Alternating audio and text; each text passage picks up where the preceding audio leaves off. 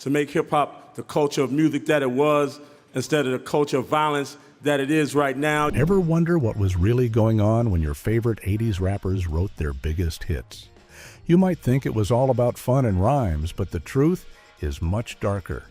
We're about to uncover the secret struggles and hidden dangers behind these tracks, including a feud that turned from records to real-life violence.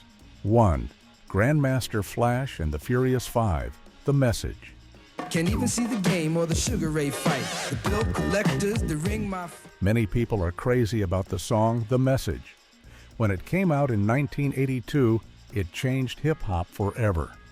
Before this track, most rap songs were about partying and having a good time. But The Message was different. It talked about the hard life and struggles of living in poor city neighborhoods. The famous line, "It's like a jungle sometimes, it makes me wonder how I keep from going under," painted a picture that was all too real for many people. It was so powerful that Rolling Stone magazine later named it the #1 greatest hip-hop song of all time. But not all things are what they seem. The man who wrote most of those powerful lyrics, a rapper named Mel Mel, wasn't just telling a story. He was living it. The thing nobody tells you is that the song came from a place of deep personal pain. Life in the Bronx was tough, with very few opportunities. Mel Mel felt trapped.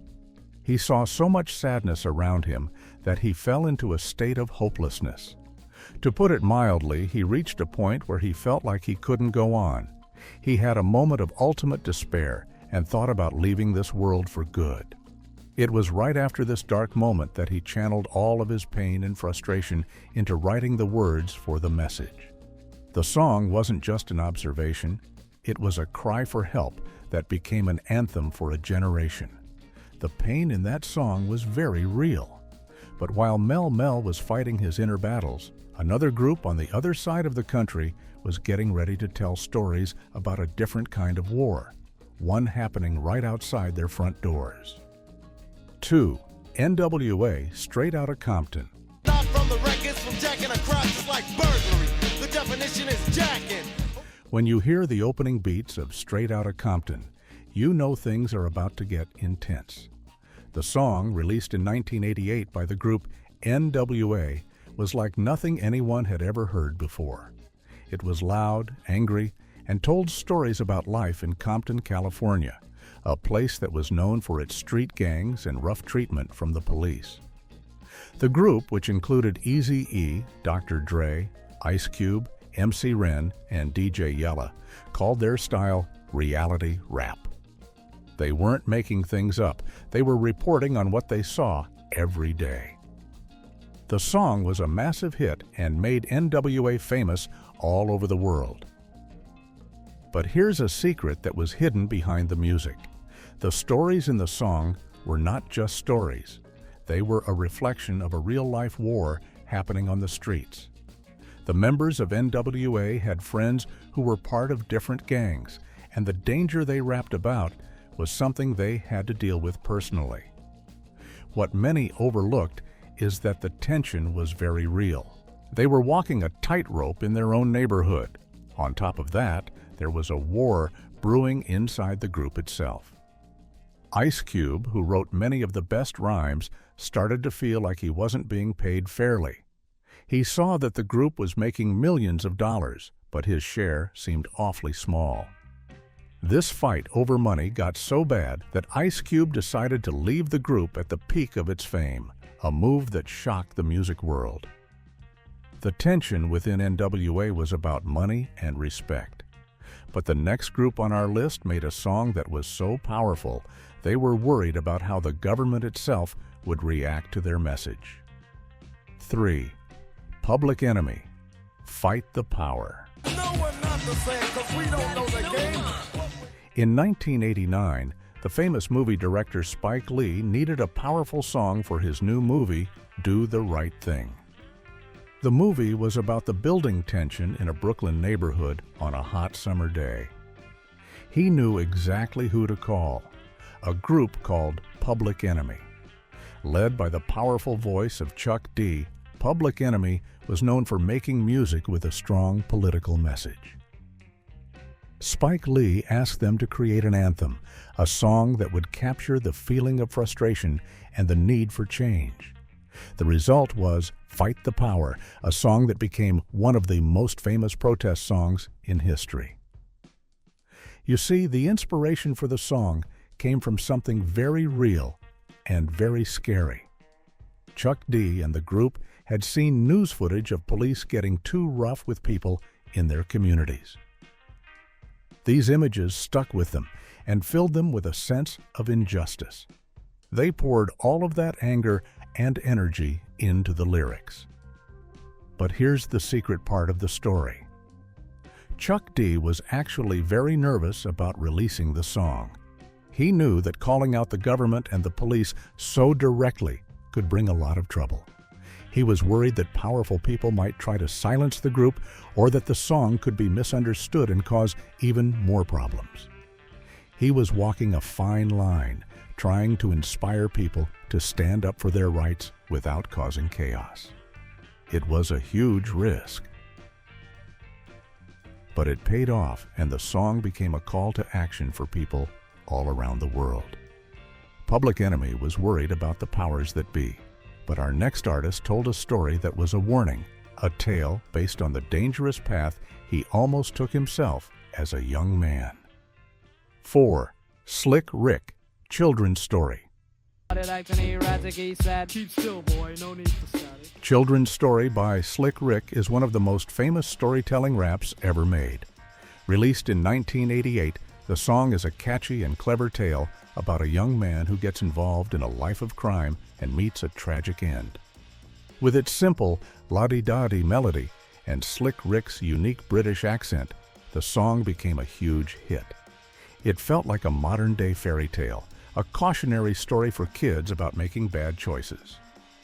For years, people have sung along to the story of the young boy who goes from robbing people to a final showdown with the police. But the thing nobody tells you is that this wasn't just a made-up story. Slick Rick, whose real name is Ricky Walters, was drawing from his own life experiences. As a teenager in the Bronx, he saw many of his friends go down the wrong path. He himself had some close calls and nearly got into serious trouble with the law. The story in the song was a warning that he was, in a way, giving to himself. But the darkest secret is what happened later. A few years after the song became a hit, Slick Rick's life took a turn that was shockingly similar to his own story. He got into a dispute with his cousin, who he believed had been causing trouble for his family.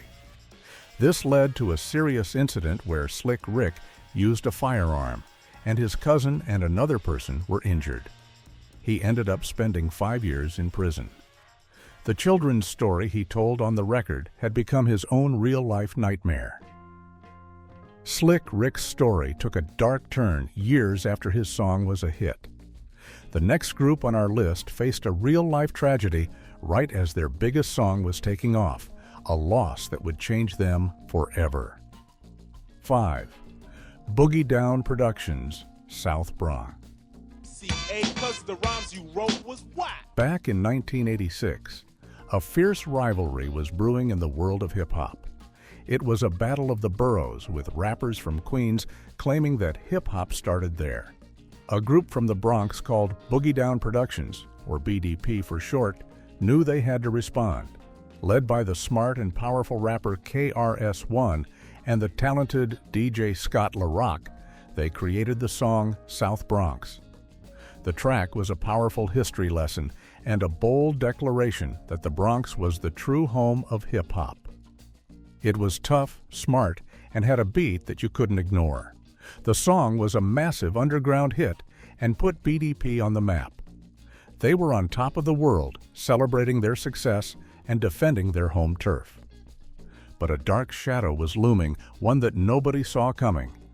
Just a short time after the song's release, a tragedy happened that shook the entire hip-hop community. DJ Scott LaRock was trying to break up a fight in the Bronx, acting as a peacemaker.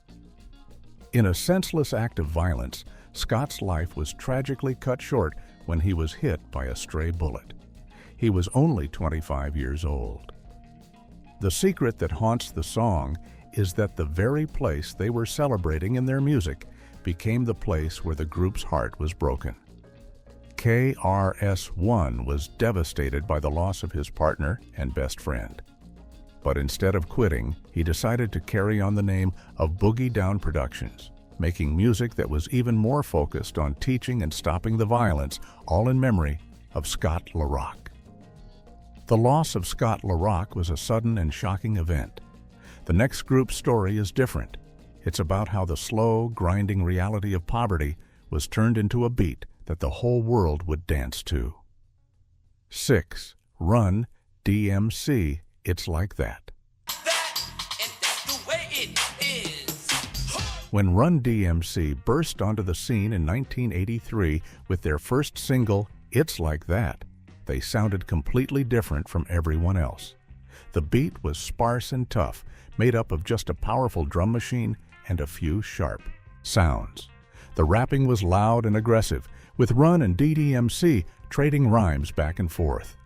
The song talked about the tough realities of life, from unemployment to war, with the powerful message that it's like that, and that's the way it is. It was a new, harder style of hip-hop that would change the game forever. Many people are crazy about that beat, but they don't know the secret of where it came from. The group's DJ, the legendary Jam Master Jay, was the genius behind the sound. He didn't just use records to make his beats, he used sounds from the world around him. The thing nobody tells you is that for It's Like That, Jam Master Jay actually sampled sounds of poverty from his own neighborhood in Hollis, Queens. He recorded the clanging of trash cans, the screech of subway brakes, and the general noise of a neighborhood that was struggling. He took these rough, gritty sounds and turned them into a rhythm. To put it mildly, he was making music out of the hardship he saw every day. It was a revolutionary idea, using the actual sounds of a tough life to create a song about that very same life. It gave the track an undeniable sense of reality that you could feel in your bones. Jam Master Jay found inspiration in the sounds of his block. Our next artist found his inspiration from a higher power, but he was hiding a deep personal struggle that almost brought him down. 7.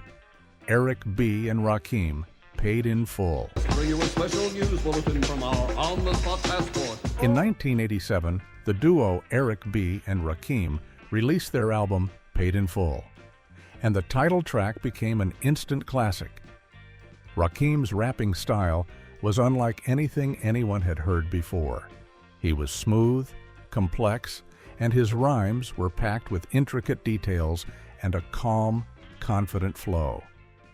He sounded like a poet or a jazz musician, and he raised the bar for what it meant to be a great MC. The song itself, with its cool bass line and clever lyrics about making money, became an anthem for a generation. Rakim was seen as the master of cool, a lyrical genius who was always in control. But behind that calm exterior, Rakim was fighting a serious battle that he kept hidden from the public. You see, around this time, Rakim had converted to Islam and joined the nation of gods and earths. His faith was very important to him and gave him a lot of the wisdom and confidence you hear in his rhymes. What many overlooked, however, was that at the same time, he was dealing with a very dangerous personal habit involving harmful substances. It was a secret struggle that went against the strong, righteous image he presented in his music. He was living two different lives, one as the god MC on the microphone, and another as a man fighting a private war against a powerful temptation. It's a shocking secret that shows even our greatest heroes have their own demons to face. Rakim was fighting a private war. Meanwhile, another young rapper from Queens was fighting a very public one, dodging real-life danger as he tried to make a name for himself. 8. LL Cool J Rock. The Bell... Bells LL, Cool J was a superstar from a very young age. With his hit, I Need a Beat, he became one of the first major artists on the legendary Def Jam record label. In 1985, he released his first album, Radio, which included the explosive track, Rock the Bells. The song was pure energy. It was loud, boastful, and had LL rapping with incredible confidence and aggression over a thunderous beat. He was challenging every other rapper out there, declaring that he was the best. The song helped establish him as one of the most powerful forces in the early days of hip-hop. But that confidence on the mic was hiding a much scarier reality. What many people don't know is that the song was written and recorded during a time when LL Cool J was involved in a violent feud in his neighborhood in Queens. To put it mildly, there were other aspiring rappers and crews who were jealous of his success and wanted to take his spot. This wasn't just a war of words on records, it was a real and dangerous situation. LL survived multiple physical attacks during this period. People tried to hurt him, to intimidate him, and to stop his rise to the top. He had to constantly watch his back. So when you hear the aggression in his voice on Rock the Bells, it's not just an act. It's the sound of a young man fighting for his career and, in some ways, for his own safety on the tough streets of New York City. LL Cool J was battling rivals on the street. The next artist on our list was inspired to write his biggest hit after battling something much different, the feeling of losing everything he had. 9. Kurtis Blow, The Breaks. Yesterday you lost your job. Well, In 1980, a song came out that would become one of hip-hop's first major hits. It was called The Breaks by Kurtis Blow. The song was fun, catchy, and had a simple but brilliant concept. Kurtis Blow rapped about all the different kinds of breaks in life, from a break on a bus to a lucky break to a heartbreak. The song was a massive success, selling over 500,000 copies, which was a huge number for a rap single at the time. It made Kurtis Blow the first solo rapper to be signed to a major record label and a true pioneer of the genre. The song sounds so upbeat and fun that you would never guess the dark place it came from. Believe it or not, the inspiration for the song came from a series of terrible events in Kurtis Blow's own life. The secret behind the track is that just before he wrote it, he was going through some of the worst breaks imaginable. He was evicted from his apartment and had nowhere to live. He was completely broke, with no money to his name. To make matters even worse, a close friend of his had just passed away after taking too many harmful substances. Kurtis Blow was at his lowest point. But instead of giving up, he took all of that pain and sadness and turned it into a song that people could dance to. It's a powerful reminder that sometimes the most joyful art can come from the deepest sorrow. Kurtis Blow turned his personal pain into a party classic.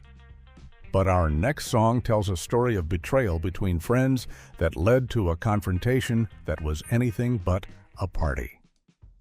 10. Houdini, Friends. Because we became lovers before we were friends. The group Houdini gave the world a timeless question in 1984 with their hit song, Friends.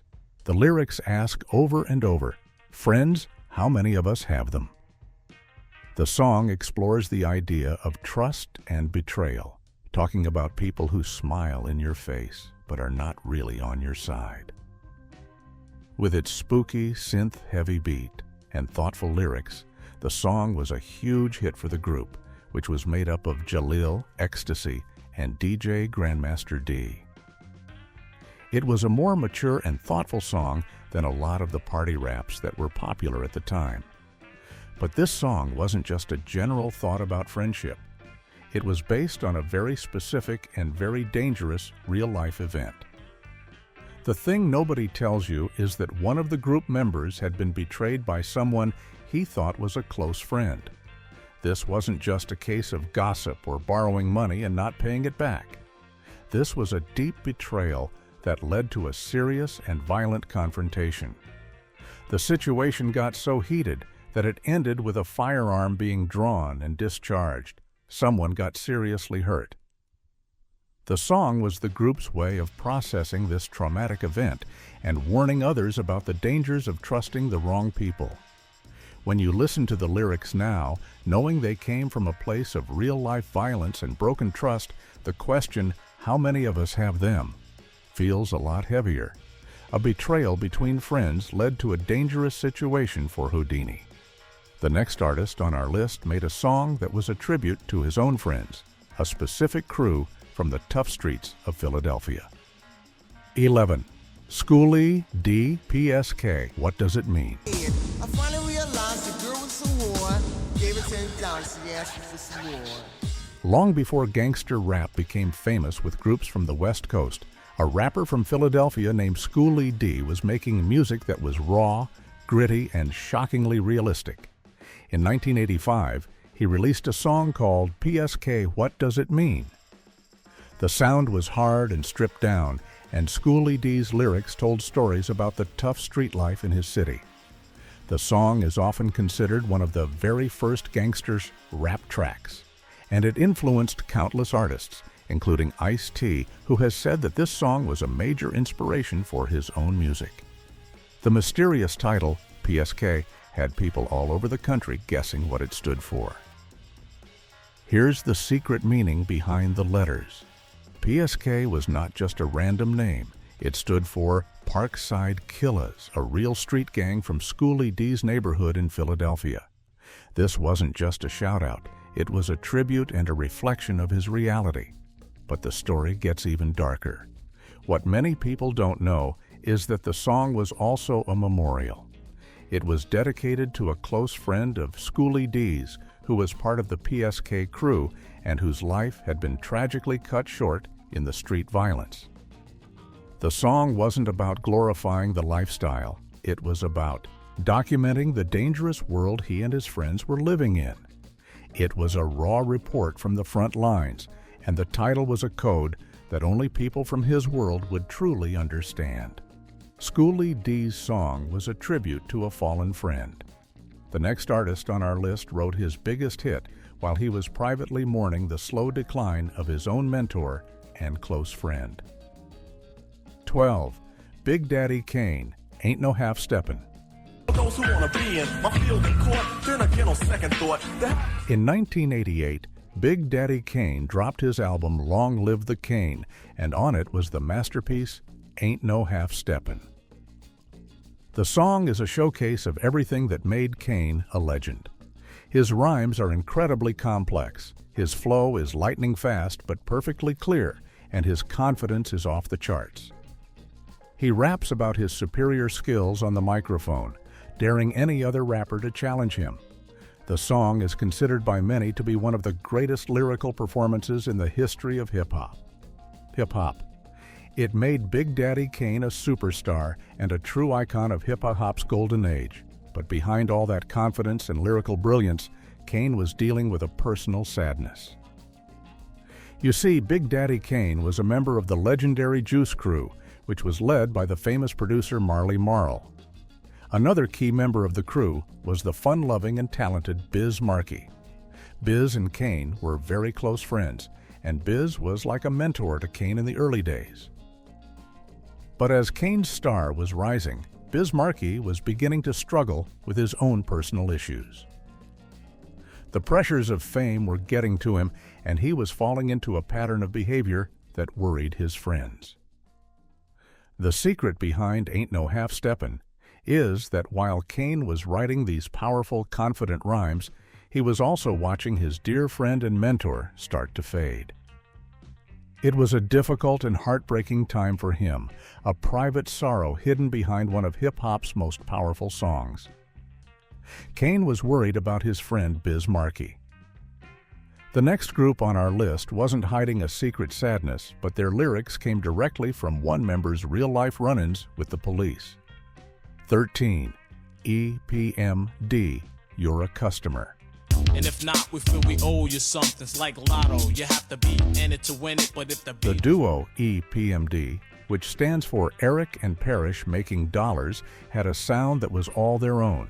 They were known for their laid-back, almost lazy-sounding flows and their heavy use of funk samples. In 1988, they released the song You're a Customer, which became one of their signature tracks. The song cleverly uses the metaphor of a store customer to talk about weak rappers who try to copy their style. The beat is funky and hard-hitting, and the back-and-forth rhymes between Eric Sermon and Parrish Smith are classic. The song helped make their album Strictly Business a certified gold record, but the stories and the attitude in their rhymes weren't just for show. They came from a very real place. The secret here lies with Eric Sermon. Before he became a famous rapper, he was deeply involved in the street life. He spent a lot of time dealing with illegal substances to make money. This was a dangerous business that led to him having several run-ins with the law. He was arrested multiple times. So, when you hear the tales of street hustling and outsmarting the competition in their music, Eric Sermon is rapping about what he knows. You're a Customer isn't just a clever rap battle song. It's filled with the mindset of a person who has had to survive on the streets and stay one step ahead of the authorities. The confidence and the cleverness in the rhymes were skills he learned from his real-life experiences. Eric Sermon's lyrics were inspired by his past troubles. Our next artist had a huge hit with a confident song, but he was secretly dealing with deep emotional struggles that came after he got famous. 14. Audio 2, Top Billin'. What more can I say? Top Billin'. If you were a DJ in 1987, you had to have the record Top Billin' by Audio 2. The beat, created by Milk D, was incredibly simple but unbelievably catchy. It was built around a sample from a song called Impeach the President and had a deep booming bass sound that would shake any room. The lyrics, rapped by both Milk D and his partner Gizmo, were pure bragging and boasting. The song was a massive hit in the clubs and on the radio, and its beat has been sampled and copied hundreds of times since. It's one of the most influential songs of its era. The song sounds like the most confident track in the world. But what nobody tells you is that the man behind the music, Milk D, was going through a very tough time emotionally. The success of Top Billin' was sudden and huge. He and his brother went from being unknown kids from Brooklyn to being famous rap stars almost overnight. The pressure of that fame was immense. Milk D found himself struggling with feelings of sadness and anxiety. He was on top of the world on the outside, but on the inside, he was dealing with a hidden battle with depression. It's a powerful reminder that fame and success don't always equal happiness. The man who made one of the most powerful and confident-sounding songs of the 80s was secretly fighting to keep his own spirits up. Milk D's confident song hit a private pain. The next rapper on our list wasn't hiding his struggles. His music was a direct reflection of the time he spent locked away from society. 15. Just Ice, Going Way Back. The L Brothers, Grand Wizard Theodore. Just Ice was a rapper from the Bronx who was known for his rough, reggae-influenced style and his hardcore lyrics. He was one of the original gangster rappers, telling stories about the streets with a raw honesty that was shocking to some and refreshing to others. In 1987, he released the song Going Way Back, where he raps about the history of hip-hop and his place in it. He gives shout-outs to the pioneers and talks about his own experiences growing up in the culture. The song is a powerful statement from a rapper who was proud of his roots. But there's a part of his story that gives a darker meaning to his music. The secret behind Just Ice's hardcore attitude is that it was shaped by real-life experience with the justice system. Before his rap career took off, he had been in a lot of trouble. He was eventually arrested and convicted for a serious physical dispute. He had to spend a significant amount of time in a correctional facility. This experience had a profound impact on him. It hardened him and gave him a worldview that you can hear in all of his music. So when he raps about being tough and not backing down, it's not just an act. He's reflecting the mindset he had to develop to survive his time being locked up. His music is a direct result of the harsh realities he faced both on the streets and within the prison walls. Just Ice's music was shaped by his time away. The next story is about a single song that sparked a massive feud, a rap war that spilled off the records and into real-life danger. 16. UTFO, Roxanne. Roxanne. In 1984, a group called UTFO released a song called Roxanne, Roxanne. The song was a story about a girl named Roxanne who rejected the advances of all the members of the group. It was a fun, catchy song with a great story. It was a hit, but what happened next is what made it a legend. A young, unknown 14-year-old rapper from the Queensbridge housing projects named Roxanne Shante heard the song on the radio. As a joke, she recorded an answer song called Roxanne's Revenge, where she pretended to be the Roxanne from the song, tearing into UTFO with fierce and clever rhymes. Roxanne's Revenge was a massive hit, and it started a phenomenon known as the Roxanne Wars.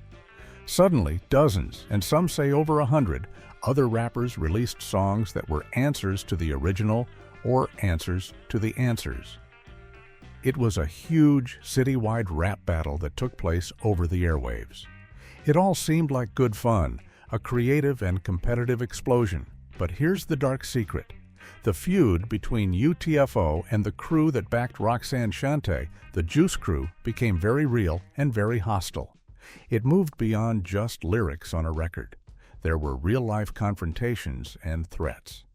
The rivalry got so intense that at one event, a person associated with one of the Roxanne answer records was stabbed. The fun and games had turned into a truly dangerous situation, showing how quickly rap battles could escalate in the intense environment of 1980s New York City.